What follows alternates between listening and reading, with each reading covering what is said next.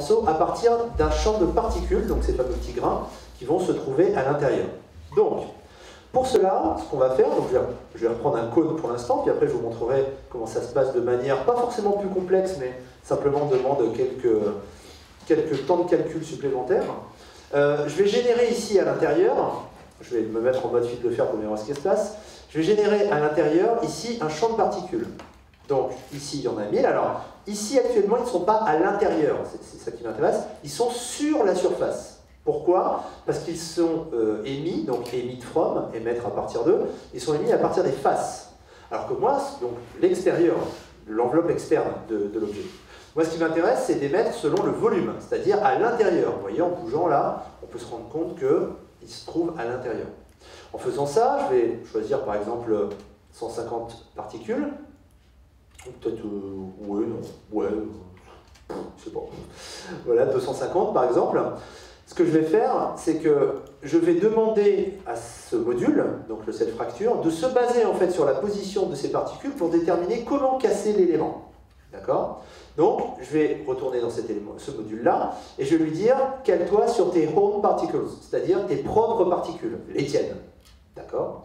Et il faut faire très attention quand vous utilisez ça, vous avez un truc qui s'appelle le source limit ici, c'est-à-dire qu'au-delà de 100, il va s'arrêter. Moi, j'en ai 250. Donc, pour dépasser cette limite, il faut le mettre à 0, parce que, comme c'est marqué ici, limit the number of input points, donc limiter le nombre de points d'entrée, 0 for unlimited, 0 pour l'illimité. Donc si vous le passez à 0, il va vraiment regarder le nombre de particules qui se trouvent à l'intérieur. D'accord? Et, chose très intéressante aussi, si vous cliquez sur Show Progress Time, il va vous montrer toutes les opérations qu'il fait pendant qu'il est en train de les faire. Le problème, c'est que quand il vous les montre, il met 100 fois plus de temps pour le faire. Donc si vous décochez ce truc-là, vous ne verrez pas ce qu'il fait, seulement il va les faire en beaucoup moins de temps que si vous le laissiez cocher. Et il va du coup vous générer juste à côté, vous pouvez le voir ici, des espèces de petits morceaux, d'accord, qui sont comme ça. Et ces morceaux, vous le voyez, ils ont été cassés avec, alors c'est réglable, hein, là je l'ai laissé par défaut, mais c'est conseillé de le régler, avec des très légères fissures entre les morceaux. Pourquoi? Pour pas qu'il y ait d'interpénétration entre les morceaux. Parce que s'il y a interpénétration, ça explose. D'accord? L'ennemi de la simulation dynamique, et donc du cassage en grande pompe, hein, c'est l'interpénétration. Dès qu'il y a interpénétration, c'est pas bon pour nous. Hein. D'accord? Et là, j'utilise une version expérimentale de Blender. Pourquoi? Parce que, jusqu'à maintenant, lorsqu'on voulait faire des calculs dynamiques, donc le fait de dire il y a des choses qui vont tomber, on utilisait un module à part, externe, qui est intégré dans Blender, mais qu'il faut lancer à part, qui s'appelle le Blender Game Engine, et dont le but va être justement de calculer, on va le voir ici, la chute de ces éléments. Le problème, c'est qu'on lance la simulation, donc vous voyez, toute l'interface disparaît autour, ces trucs-là, la grille, et en fait, il est en train de lancer en arrière-plan, donc un élément qui s'appelle le Game Engine, et qui se base sur un module qui s'appelle Bullet. Bullet, c'est un module qui n'est pas un truc de quiche, hein, parce que ça a été utilisé pour 2012 pour faire effondrer les immeubles. Donc on a ça dans Blender quand même, on est content de l'avoir. Hein.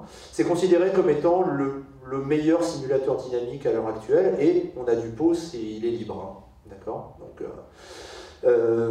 faut savoir qu'il y a environ une dizaine d'années, quand il a commencé à bosser là-dessus, et Blender l'a intégré depuis un peu moins de 10 ans, me semble-t-il, 7-8 ans, un truc comme ça. Tout le monde se moquait de Blender en disant « Ah, il tourne ce bullet, ah, il est tout petit, d'accord ?» Et en fait, aujourd'hui, quand on regarde, depuis à peu près 4 ans, tous les softs de 3D tournent ce bullet. Voilà. Donc Blender, ça a été le premier à le faire, mais maintenant, le simulateur dynamique de Maya, c'est Bullet, le simulateur dynamique de Lightwave, c'est Bullet, de Modo, c'est Bullet. Voilà, tout le monde fout du bullet là-dedans parce que ils se sont rendus compte qu'en fait, c'était ce qui marchait le mieux, quoi. D'accord ? Et la grosse innovation donc qu'on a aujourd'hui, c'est que avant ce qu'on faisait, c'était j'envoie la simulation, je demande en fait à Blender de se souvenir de la position de tous les petits débris, et puis je récupère après une espèce de base de données énorme qui pesait une blinde en mémoire d'ailleurs. Et puis en plus, voilà, quand on appuie sur Play ici pour lancer l'animation, il se passe que dalle, parce qu'il faut qu'il fasse appel au module externe. Mais depuis cette future 2.66, donc on ne peut pas vraiment utiliser depuis, mais quand la 2.66 sera sortie, sauf si vous êtes un aventurier et que vous voulez tester la version comme là, en pleine démo, je suis complètement fou. Donc, hop, voilà, mettre ça là.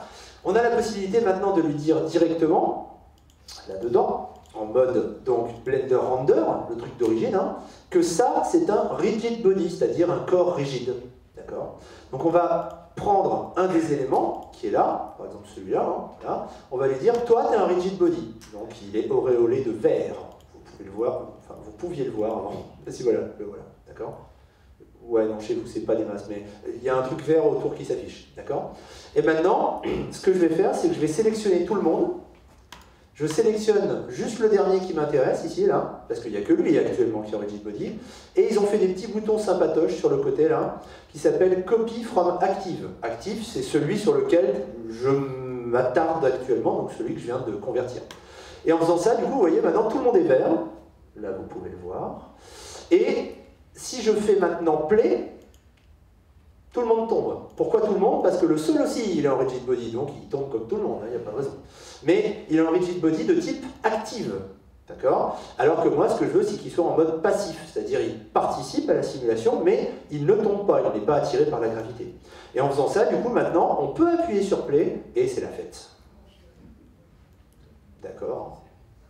Donc, il y a tout un tas de paramètres. C'est plus de la physique qu'autre chose, hein. C'est-à-dire que là, on sort de l'animation image par image type dessin animé ou de l'animation 3D de personnages ou ce genre de choses. Là, on ne vous parle pas en pixels, hein, on vous parle en newton par mètre. Hein. D'accord? Donc, pour ceux qui seraient au collège ou au lycée, je vois qu'il y a des jeunes, écoutez bien vos cours de physique, ça sert à quelque chose. Okay?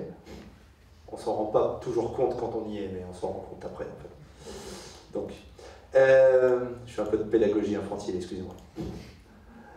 Donc, on a cette simulation qui est ici, et surtout ce qui est très intéressant, regardez bien, c'est qu'on a, au fur et à mesure de l'avancée de cette simulation ici, une barre orange qui s'allonge, d'accord, et qui en fait représente ce qu'on appelle le cache, enfin là c'est un pseudo-cache pour l'instant, c'est-à-dire que Blender garde dans la tête la position image par image de tous ces débris, ce qui fait que maintenant je peux aller en avant, en arrière, en avant, en arrière, alors qu'une simulation dynamique, normalement, n'agit que dans la continuité, on va toujours en avant. On calcule la position d'un objet par rapport à sa position précédente, on ne peut pas le calculer par rapport à la position future, parce qu'on ne sait pas ce qui va lui arriver plus tard. Est-ce qu'il se tape un mur, est-ce qu'il rebondit, ou ce genre de choses.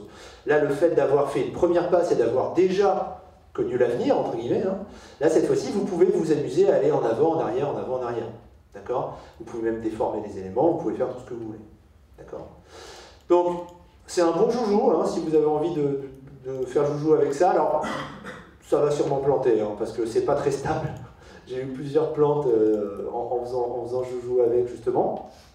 Mais, ce qui est très intéressant aussi par rapport à la version précédente, c'est-à-dire où on envoyait le calcul de la simulation et puis ensuite on attendait que ça se passe, c'est que c'était très très difficile d'avoir une interaction avec des objets animés à la main cette fois-ci, avec des clés d'animation. Alors que maintenant, on peut très bien dire par exemple que lui, ici, c'est un rigid body de type passif, que lui c'est un rigid body de type actif, donc c'est-à-dire qu'il subit par exemple la gravité, et puis on prend ça et qui boing, boing, d'accord? Vous voyez? Boing. On fait un casse-brique avec de la technologie de pointe, c'est super cool. Voilà. Ok? On peut même... Ouais, oui. On peut même... Comme ça. Et on fait... Un block-out. Ah, perdu! Passez de l'autre côté. Ok. D'accord? Donc ce qui est intéressant, c'est qu'il y a une véritable interaction là-dedans. Et chose qui est encore plus intéressante aussi, d'ailleurs... qui était d'ailleurs avant l'exclusivité de pas mal de soft. Je ne parle pas de Houdini, parce que Houdini c'est un logiciel vraiment spécifique à ce type de simulation, donc lui il sait tout faire, hein, c'est le plus fort, on aura du mal à l'égaler, mais ce qui est très intéressant, c'est qu'on peut se permettre en fait de lancer le cube. Vous voyez? C'est-à-dire que ce que j'ai fait, c'est que pendant qu'il était en train de tomber, je l'ai chopé et je l'ai relancé, comme ça. Et là, je le rechoppe, et je le relance vers le sol. Sauf que là, j'ai loupé le sol. D'accord? Donc ça, c'est intéressant. Pourquoi? Parce que du coup, il y a une option qui est très très intéressante là-dedans, dans les rigid body, notamment de type actif, c'est l'option animated. C'est-à-dire que vous allez lui dire, oui, il est animé. Donc si vous voulez par exemple lui dire qu'à la première image, il est là, vous mettez une clé d'animation pour dire, rappelle-toi de sa position, qui s'appelle location, dans Blender. Donc à partir de là, il est à cette position-là. Un peu plus tard, donc pour l'instant, je vais enlever le rigid body, voilà, je vais uniquement l'animer à la pogne, voilà, je l'emmène à peu près là. Voilà, je l'ai animé entre ces deux clés dans cette direction. D'accord? Mais, je vais prévoir un peu le coup. Voilà.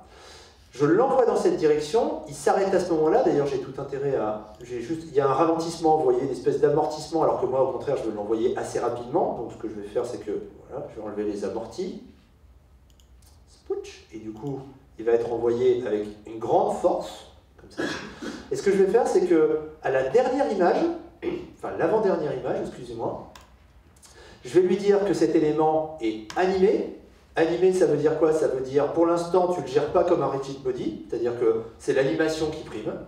Vous mettez une clé d'animation là-dessus, c'est-à-dire vous lui dites, rappelle-toi de l'état de ton élément à cette image-là.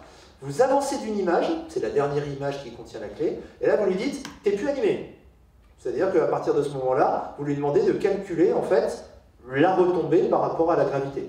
Ce qui est intéressant, c'est qu'entre cet état et cet état, eh ben, Blender est capable de savoir quelle était la vitesse de l'objet. Résultat, vous faites play, il avance, et hop, il finit sa course en chute. D'accord? Ça veut dire que du coup, vous pouvez très bien, là je ne l'ai pas fait ici, parce que c'était un peu long, et puis dans le cas de la présentation, ce ne serait jamais rentré, mais ce qui est intéressant, c'est que là, dans la démo que je vous ai montré tout à l'heure, il s'effondre comme une crotte, hein, d'accord? C'est-à-dire, il tombe comme ça. Mais on pourrait très bien penser en fait qu'au début de l'animation, il est animé, avec un système de squelette, ou par exemple, il est poussé en arrière comme ça, et pendant le mouvement, on le lâche. Et du coup, il va s'écraser après en débris de l'autre côté. Mais du coup, vous avez un mélange entre l'anime à la main, donc c'est celle qui vous intéresse, ou vous faites avec de la motion capture, hein, dans ce cas-là, et on termine l'animation avec une simulation dynamique. D'accord? Ce qui peut être sympatoche pour... vous avez un logiciel, par exemple, qui est spécialisé là-dedans, qui s'appelle Endorphine, oui, dont le but est de faire des cascadeurs virtuels, en fait. C'est-à-dire que plutôt que de jeter des mecs contre les murs, des vrais, on a en fait un début, justement, d'animation type motion capture, c'est-à-dire qu'on a capturé, en fait, le gars en train de faire son action, et puis à un moment, c'est plus l'acteur, c'est une simulation dynamique qui est faite, qui fait que le corps va se prendre une hélice de Titanic, par exemple. D'accord ? Donc, ce n'est pas fait à la main, c'est déjà un copain qui a bossé pour Poséidon, ça vous dit quelque chose? C'est encore un bateau qui coule, hein, de toute façon, c'est toujours pareil. Donc, et à un moment, il y a une séquence où le bateau se met comme ça, et tous les gens qui se tombent les uns sur les autres comme ça, c'est fait avec Endorphine, justement. Donc, mais là, dans un cas comme celui-là, vous pourriez justement décider qu'il y a une partie anime, et puis à un moment, bah, vous lâchez la sauce, quoi. Et c'est le simulateur qui fera le reste. D'accord? Avec tout un tas de réglages, bien sûr, qu'il faudra vous taper, mais c'est quand même pas vous qui allez animer la fin de l'anime, quoi, entre guillemets. D'accord? Alors, il faut savoir que c'est quand même un simulateur qui est assez robuste, hein, et étant donné que vous pouvez quand même en envoyer un bon paquet, comme ça, hein, si par exemple, alors au lieu d'avoir, je vais le virer parce que je vais passer plus de temps à enlever les clés qu'à refaire des trucs, si par exemple vous passez celui-là en rigid body de type active, et puis que vous le mettez par exemple en biais, comme ça, vous pouvez de la même manière que tout à l'heure, dupliquer, et puis Shift-R, Shift-R, Shift-R, Shift-R, Shift-R, et puis vous en avez plein, comme ça, et puis en même temps, Shift-R, Shift-R, Shift-R, et puis en même temps, j'ai confiance à mon bousin, hein, vous aurez remarqué. Hein. Voilà, j'agrandis un peu la zone de réception, et j'envoie la sauce. Ah, ils avaient encore des clés alors, je sais pas ce qui s'est passé. Voilà. Donc tout le monde tombe en même temps et se monte dessus et patati patata. D'accord? Donc, à partir de ce principe-là, on se dit, ok, il est capable de calculer des cubes, bien, enfin des chutes de cubes, il peut peut-être calculer autre chose, mais le cube ça m'intéresse, pourquoi? Parce que j'aurais bien envie justement de découper mon perso en petits cubes.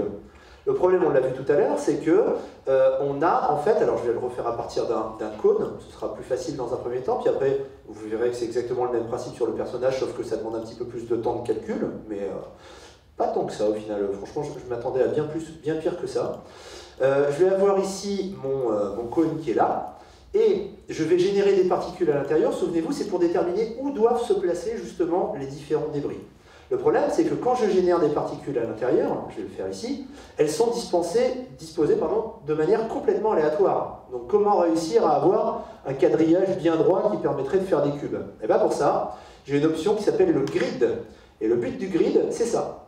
C'est-à-dire, c'est remplir en fait une surface avec des éléments qui représentent une grille dans l'espace, hein, un peu comme une espèce de plateau en treillis, et plus vous augmentez la résolution, plus vous en avez à l'intérieur. Et là, chaque point est équidistant de son voisin. C'est ça qui est intéressant.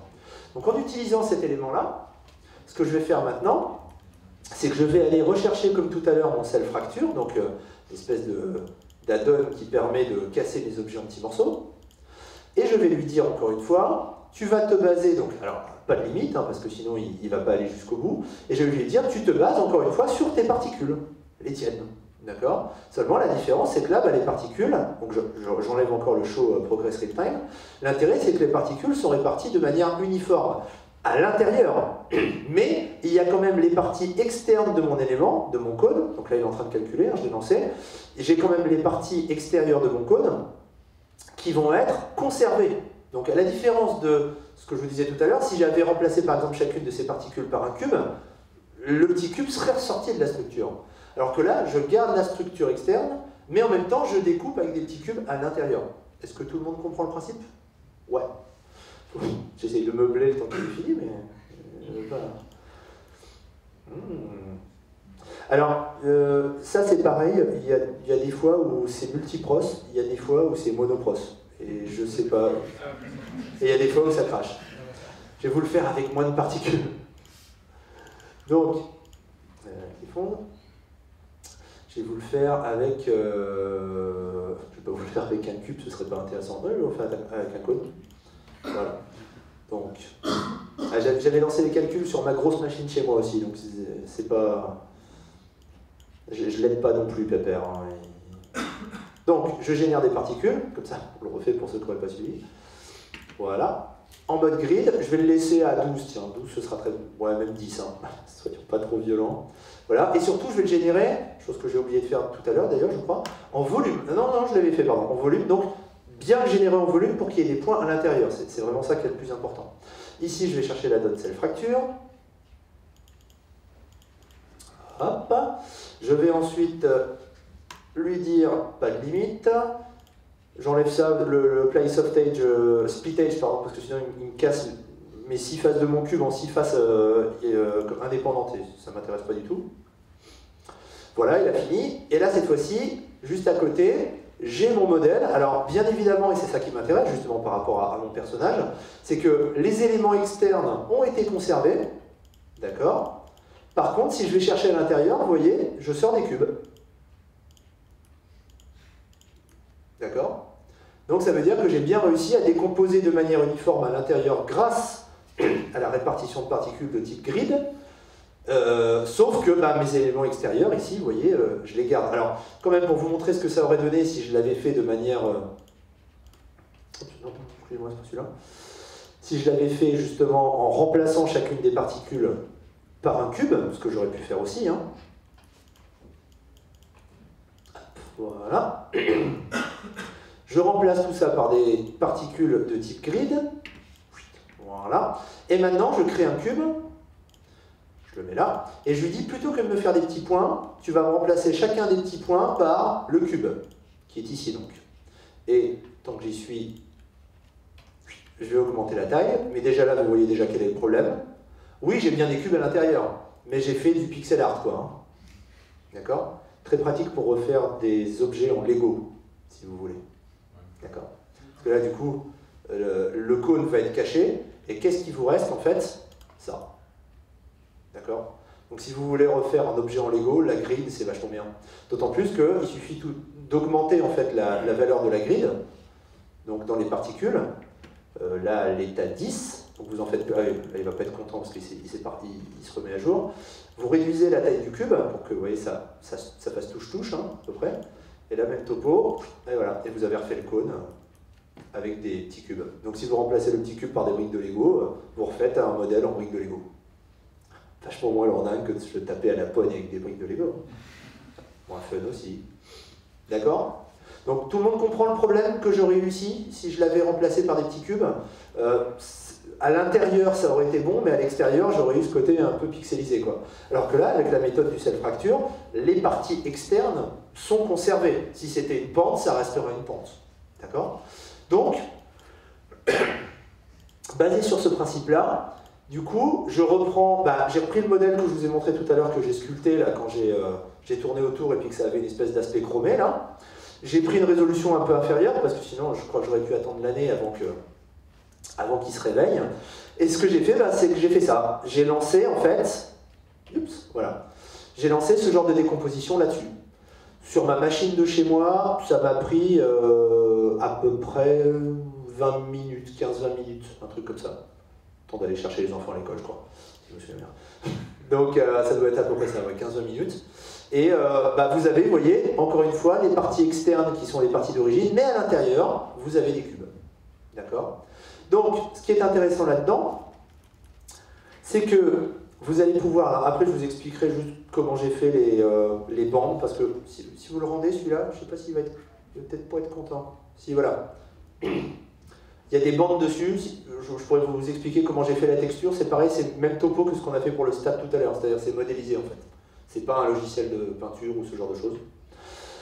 Donc ce que je vais faire maintenant, c'est que... Hop, je vais mettre ça là. Voilà.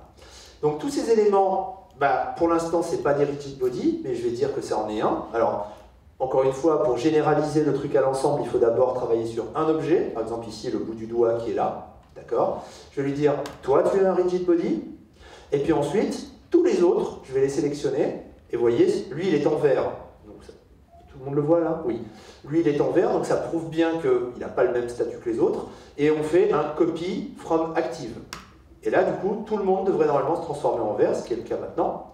Et ce que je peux faire, c'est sélectionner, rajouter un cube qui va me servir de sol, du coup. Alors, juste une petite précision, vous avez ici, voilà.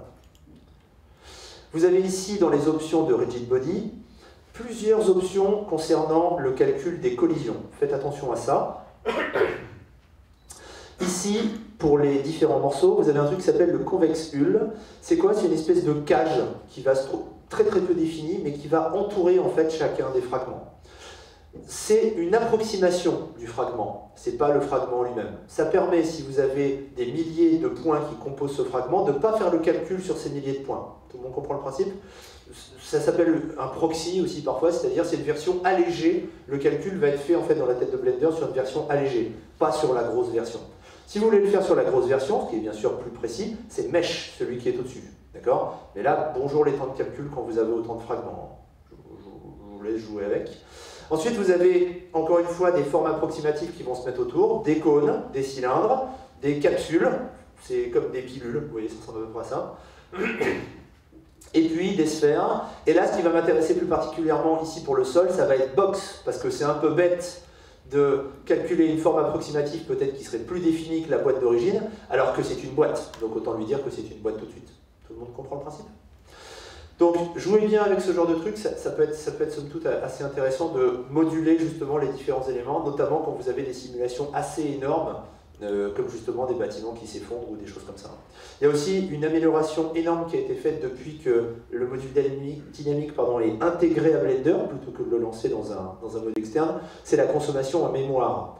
Si vous aviez par exemple, j'ai fait un petit test quand j'ai été faire ma conférence à Toulouse, là, parce que la première version était sortie, et donc ce que j'avais fait à Toulouse, c'était l'ancien modèle, c'est-à-dire que je lançais la simulation et je demandais à ce qu'ils mettent des clés d'animation sur chacun des fragments à chaque image. Donc comme j'avais à peu près 200 000 fragments, ça vous fait 200 000 clés d'animation pour le X, pour le Y et pour le Z, donc de tous les fragments. Ça prenait pour tout l'immeuble à peu près 16 gigas en mémoire. D'accord? Donc c'était quand même assez balèze. Quand ce truc-là est sorti, donc il stocke les informations de manière beaucoup plus intelligente plutôt que de faire « Ah bah tiens, toi t'es à telle position, à tel endroit, à telle position, à tel endroit », ce genre de choses. Il compresse les informations et les optimise. Cette scène qui faisait 16 gigas en mémoire est passée à 300 mégas. Pour la même anime. D'accord? Ça veut dire que des grosses scènes qu'on ne pouvait pas stocker avant sur des machines un peu plus modestes, bien que ceux-là soient déjà assez balèzes, mais notamment qu'il n'y avait pas beaucoup de RAM, bien que 32 Go de RAM, maintenant ça coûte 200 €, hein, donc bon, ça commence à devenir accessible, mais même sur les machines qui ont un peu moins de RAM, du coup, on peut stocker des grosses scènes maintenant, le système de cache est fait pour ça. Donc Donc il y a une énorme optimisation qui a été faite pour le stockage des données qui permet maintenant d'avoir énormément d'infos, au final, dans très très peu de RAM, par rapport au nombre d'infos que ça peut avoir. Et donc, tous ces éléments sont des éléments actifs, ils subissent la gravité, on va voir où aller un petit peu après. Ça, c'est un élément passif, et on lance la simulation. Et là, vous voyez, il est en train de le faire en temps réel. Il est en train de calculer, enfin, en temps réel. C'est la vitesse à laquelle il est en train de calculer tous les éléments. D'accord? Vous voyez ici que je suis à 3, enfin à peu près 4-5 images par seconde. Donc, il faut le temps qu'il calcule, mais vu le nombre d'éléments qu'il a déjà en stock, moi je trouve ça déjà pas mal. Hein, parce que là, cette fois-ci, vous n'avez aucune interpénétration au niveau des cubes qui se rentrent dedans, enfin qui se collisionnent. Pardon. Mais là, vous vous rendez compte que la barre orange qui est ici, c'est rempli. Donc, il a dans la mémoire la simulation. Et toute cette partie qui a été déjà calculée, maintenant vous appuyez sur Play, vous voyez, il vous la calcule quasiment à la vitesse réelle. D'accord? Après, c'est plus la carte graphique qui a du mal que la simulation en elle-même. Parce que là, il l'a stocké. D'accord? Si maintenant, vous avez envie, par exemple, d'envoyer un projectile là-dedans, alors ça c'est pareil, tout à l'heure on a modélisé un disque, mais on n'a pas intérêt à faire la collision par rapport à tous les éléments du disque, parce qu'il y a énormément de points, il y a des détails. Alors que finalement, le disque, il peut être réduit à ça, c'est-à-dire une sphère aplatie. D'accord? Je vais la désaplatir un peu, histoire qu'on la voit bien. D'accord? Et dans ces cas-là, ce qu'on fait, c'est qu'on va faire le calcul de collision là-dedans, et le disque, celui qui, lui, va être rendu au moment du rendu final, on l'accroche à ce truc-là. Il est à l'intérieur. Tout le monde comprend le principe? Mais le calcul de collision, lui, il sera fait là-dessus. Parce qu'au final, ça peut se résumer à ça. Hein. D'accord? Et donc, ce qu'on va faire, c'est qu'on va lui dire que lui, il est rigid body, mais de type animated, c'est-à-dire animé. Et lui, par exemple, on va l'animer avec une clé d'animation ici, et un peu plus loin, une clé d'animation là. Mais il n'est pas en actif, il est en passif, parce que c'est un objet de collision, il va foncer dedans. Si maintenant on revient au début et qu'on lance la simulation, regardez bien, je le mets comme ça, il pète en morceaux. Ça va pour tout le monde? C'est assez ludique, hein. Les enfants jouent avec ça, c'est vachement drôle. À 9 et 5 ans, comme quoi c'est accessible. Hein. D'accord? Le problème ici, c'est que... Pardon? C'est en train de nous foutre la pression. Non, mais non. Mais non. C'est uniquement quand ils ont bien travaillé à l'école. C'est un moyen de pression. Pensez-y avec vos enfants. Ouais. Tu veux faire de la 3D? Ouais, bah travaille d'abord bien à l'école. Donc, cet élément-là, le problème, c'est que la gravité fait que tout tombe avant même l'impact. Et c'est pas forcément ça qui nous intéresse. Il y a plusieurs possibilités pour gérer ce genre de choses. On pourrait d'abord attacher les différents éléments entre eux. Alors, il y a ici, vous le voyez, un truc qui s'appelle Rigid Body Constraint. Je ne clique pas dessus parce que sinon ça va tout me planter, je pense. Enfin, peut-être pas, mais je préfère pas jouer au jeu. Ça sert en fait à attacher deux éléments ensemble et à leur dire qu'ils sont solidaires jusqu'au moment où il y a une force trop importante qui les arrache. D'accord? Quand on fait un Rigid Body Constraint, allez, je vais en faire un sur un pour voir. Voilà. Il y a un truc qui s'appelle ici breakable, c'est-à-dire cassable, avec un truc qui s'appelle le threshold, donc le seuil. C'est-à-dire qu'ils vont rester attachés, puis si à un moment il y a un trop gros choc, ils vont se lâcher. Quoi. Problème de ce truc-là, on ne peut les attacher que 2 à 2. C'est-à-dire toi avec toi, toi avec toi, toi avec toi. Vous imaginez sur un truc comme ça, ça prend un peu des plombes. Et il y a un gars qui est en train de coder un add-on, en fait, pour Blender, où vous lui dites tous ces trucs-là doivent être attachés, et il fait les connexions les unes à côté des autres en fonction de la distance automatiquement. Donc ça veut dire que là, on pourrait avoir carrément un immeuble qui s'effondre, il reste en un seul morceau jusqu'au moment où ça devient trop dur et là, il se casse en petits morceaux. Donc on garde la structure, d'accord? Là, ce que j'ai fait, c'est que j'ai fait ça différemment. J'ai tout simplement coupé la gravité avant qu'il se le prenne. C'est tout. Donc ici, en allant dans les paramètres de scène, ici, pardon, excusez-moi, vous avez un truc qui s'appelle Gravity, d'accord? Avec une force, moins 9,80 newtons, si vous vous souvenez de vos cours de physique, pour les plus anciens. Enfin, les plus anciens, c'est 99% de la salle. Hein. Il y a 2 personnes qui sont susceptibles de ne pas en avoir entendu parler. Donc, si vous coupez la gravité complètement, en la décochant ici, vous lancez ça, il ne bouge pas, il s'en prend plein le bide. Enfin, ouais, pour la décence, on aurait pu le remonter un peu. Mais, excusez-moi. Je n'ai pas fait exprès. Donc, Et là, vous voyez, aucune gravité ne fait retomber les éléments, sauf si, en live, je coche gravité. D'accord? Alors, je peux la jouer comme ça, c'est-à-dire que maintenant qu'il a le cache, j'appuie sur play. Ah non, même pas, il recalcule, c'est bien. Donc ça c'est pas mal. Mais on ne peut pas animer ce truc-là, on-off. D'accord? Mais on peut animer la force de gravité. Donc on peut dire qu'au début, elle fait 0 newton. Donc en fait, elle attire rien. Donc on va le laisser avancer. Et hop, à partir de là, il va commencer à tomber. Donc je vais mettre une clé d'animation pour lui dire là tu vaux 0. Et une image plus loin, je vais le repasser à moins 9,80 newton. Insert keyframe. Et là, si on regarde maintenant, rien ne bouge parce qu'il n'y a pas de gravité. Et à partir de maintenant, il y a une gravité, donc tout tombe. Est-ce que tout le monde comprend le principe? D'accord? On pourrait faire la méthode avec les contraintes, mais au final, là, c'est plus embêtant qu'autre chose. D'accord? Par contre, effectivement, je ne l'ai pas fait ici, mais on pourrait envisager que, là, il est un peu statique, hein, il attend un peu de se faire pendre, hein, dans le genre, mais on pourrait très bien, du coup, comme il y a le statut animated qui lui aussi est animable, c'est-à-dire est-ce que tu es contrôlé par les images clés ou par la dynamique, on pourrait très bien, en fait, bouger le gars, donc, ou le faire reculer parce qu'il a peur, hein, quand même. Et une fois qu'il est en position et qu'il a commencé justement à se faire rétamer, là, on enlève l'animated pour tout le monde, donc tout le monde redevient en fait quelque chose de dynamique, et on réactive la gravité. Et du coup, voilà. Mais simplement mettre le cache au moment où... Enfin, alors ça, c'est parce que tu penses que ça bug encore. non, mais on peut démarrer le rigid body au moment de l'impact. Tu peux démarrer le rigid body au moment de l'impact. C'est-à-dire le mettre de passif à actif, tu veux dire? Tu le mets... non, le cache. Oui, oui, mais si tu veux, oui. Si tu veux, non, mais effectivement, tu peux jouer avec le cache, mais j'aime pas faire ça parce que si à un moment tu cleans tout le cache, tu as tout perdu. Tu vois ce que je veux dire? Avoir effectivement une partie du cache. Tu démarres le cache à la frame où ça... Oui, alors si tu fais ça, il faut que tu le démarres avant l'impact. Alors que moi, regarde, j'ai réactivé la gravité largement après l'impact, 5-6 images après.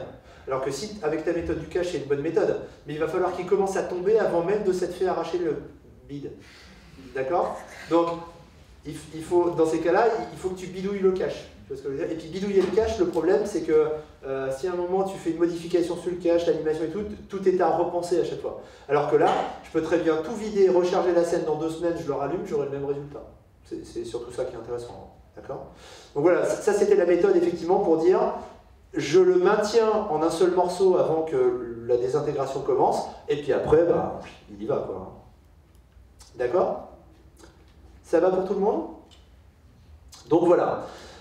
Là, je vous ai montré un peu justement tous les éléments qui calculés séparément, c'est-à-dire la modélisation du disque, la modélisation du terrain, l'ensemble, un peu de rendu aussi avec les textures, notamment sur l'arrière, mais et puis là justement la désintégration, et après bah, tout ça va être ramené dans la même scène, d'accord? Et c'est ce qui va permettre justement de tout mettre en un seul morceau. Enfin, quoique là il y a 3 plans, j'ai séparé ça en 3 plans, j'aurais pu faire ça en un plan séquence, hein, mais c'était un peu trop compliqué.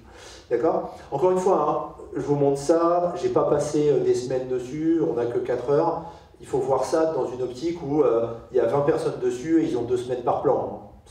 Dans ces cas-là, on peut commencer à chianer beaucoup plus le truc. D'autant plus que là, je suis mon propre réal, donc si je dis c'est bien, c'est que c'est bien, c'est moi qui décide. Alors que dans la vraie vie, c'est jamais comme ça. Hein. Dans la vraie vie, vous avez fait un super effet comme ça, puis il dit oui, mais s'il pouvait avoir le coude plus à gauche. Voilà. Et là, dans un cas comme ça, bah, vous êtes obligé de contrôler le truc, et là, on commence à pinailler un peu. C'est ça qui prend du temps. Hein, d'accord? Donc, voyez ça d'un point de vue technique, maintenant d'un point de vue purement artistique, non, j'en suis loin là. Hein, d'accord? Ça roule? Oui? Est-ce qu'on pourrait faire l'effet que tu viens de nous présenter, mais avec le personnage animé? Mais pas animé qui se déplace, avec un squelette?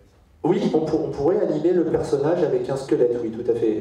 Dans ces cas-là, il faudrait... Alors, la seule méthode que j'ai trouvée pour ça, tu as un modificateur dans Blender qui s'appelle le... Il faut juste que je retrouve son nom. Le Mesh Deform. Son but du jeu, c'est de... Ah, excusez-moi. Hop, voilà. Je t'explique rapidement le principe. Si tu as un... Comment faire ça rapidement? Voilà, je vais prendre tête de singe, hein. Hop, voilà. Imaginons que c'est ta structure, d'accord? Enfin non, avant de décomposer la structure, je te montre d'abord le principe.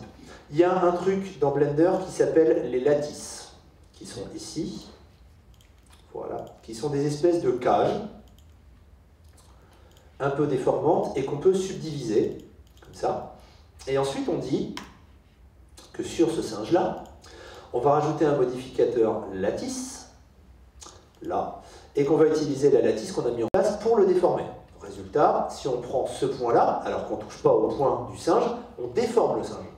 Donc c'est une espèce de boîte déformante. Le problème, c'est que la lattice, c'est un cube subdivisé, d'accord? C'est pas une main, c'est pas ce genre de choses. Mais il y a en fait un autre modificateur dans Blender, je vais le faire avec ça par exemple, qui permet de modéliser ta lattice. C'est-à-dire que cette boule qui est ici va devenir en fait une lattice avec non plus cette fois-ci le modificateur lattice, mais le mesh déforme. On lui dit ma lattice c'est l'icosphère, d'accord? Et je le bind, c'est-à-dire qu'en fait il va calculer ce qu'on appelle des harmoniques sphériques, ou spherical harmoniques en anglais. Et maintenant, ça en jette, hein, dans les soirées mondaines, n'hésitez pas. Hein. Et du coup ce truc-là devient une lattice. D'accord? C'est-à-dire que tu vois, je déforme cet élément-là. Là, j'ai fait juste une icosphère, mais si j'avais quelque chose qui épousait un peu plus la forme du truc, ça vient de chez Pixar, hein, ça a été utilisé pour les indestructibles, et puis ils ont mis les équations en libre, donc ça a été mis dans Blender quasiment, je sais pas, 1 an après la sortie des équations de chez Pixar. Et on peut retrouver d'ailleurs les paplards sur leur site, c'est tout public, quoi. Et ce qui serait intéressant dans ces cas-là, si tu veux, c'est que tu précasses ton personnage en petits fragments, et tu as la version non précassée. Et du coup, tu vas animer les petits fragments avec la version précassée avec ça, d'accord? Donc, tu déformes en fait cet ensemble, parce que tu as des centaines et des centaines de fragments, donc les animer à la main, ce ne serait pas possible. Par contre, les déformer avec cet élément-là, qui serait, lui, dirigé par un squelette, là, dans ces cas-là, ça marche. Et du coup, ils sont, si tu veux, déformés par ce squelette, parce qu'ils ne sont pas dynamiques, jusqu'au moment où tu les lâches. Et là, dans ces cas-là, ils s'éclatent. Donc, tu peux faire en fait de la motion capture sur la version pas fragmentée, tu drives les fragments par cette version pas fragmentée, et au moment où tu dis go, tu lâches. Voilà. Sans compter que là, j'ai tout lâché d'un coup. Mais avec des scripts et des choses comme ça, on pourrait lâcher à partir d'un point et progressivement se répandre sur les côtés. Ce qui permettrait d'avoir, si tu veux, d'abord, d'ailleurs dans le film c'est comme ça, hein, il se désagrège d'abord par le bas, mais les bras restent en un seul morceau, et puis ça remonte le long des bras, quoi. Surtout la séquence où Korra se fait péter un bout de bras, là, ça se répand petit à petit. C'est exactement la même technique, sauf qu'au lieu de lâcher tout le monde en même temps, on les a lâchés les uns après les autres en fonction d'un point d'impact. Voilà. Donc ça peut se scripter assez facilement. On lui dit, il est là, et au fur et à mesure, plus on étend le rayon d'action, plus lui sera activé à l'image 2, lui à l'image 4, lui à l'image 6, et puis voilà, ça va se désagréger au fur et à mesure, quoi. Ça demande un peu de développement, machin, mais voilà, c'est ce que je vous disais, sur ce genre d'effet, il y a parfois 10 à 20 personnes, 2 semaines de boulot pour un plan, dont 3 développeurs, enfin, voilà, là on n'est pas dans la même catégorie, hein, voilà. D'accord? Ça va pour tout le monde? Ça répond à ta question? D'accord. Donc ça demande des calculs un peu costauds, parce que les harmoniques sphériques, ça demande un peu aussi enfin, notamment quand tu as 6000 fragments, ça demande un peu de temps à calculer, hein. Mais sur ce genre d'effet, le calcul n'est pas un problème. Enfin, si ça doit demander une nuit de calcul juste pour la simulation, ça demandera une nuit de calcul. Enfin, c'est pas, voilà, ça fait partie du budget, on sait que c'est comme ça. Voilà, en sachant que normalement, Violette maintenant est multipros, et selon la version de Blender que je télécharge, un coup il est multipros, un coup il n'est pas multipros. Donc, je ne sais pas ce qu'ils font en ce moment. Voilà, je ne sais pas vraiment où ils en sont par rapport à ça. Est-ce que ça va pour tout le monde jusque-là? Oui?